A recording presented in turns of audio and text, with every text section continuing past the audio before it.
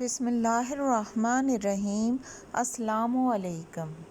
فرشتوں کو متوجہ کرنے والے کلمات۔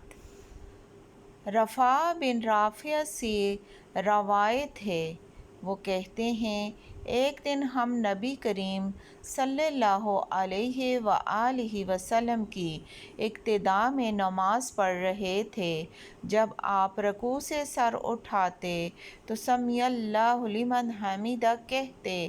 ایک شخص نے پیچھے سے کہا، ربنا ولک الحمد حمدا کثیرا طیبا مبارکا فیہ۔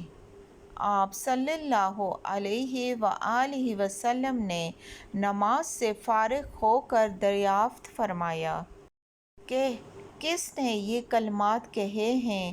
اس شخص نے جواب دیا کہ میں نے۔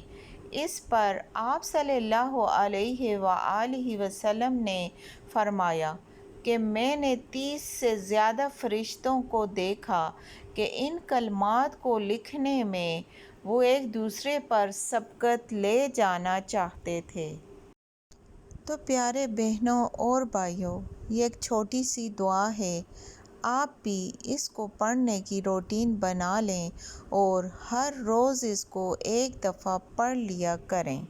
جزاک اللہ۔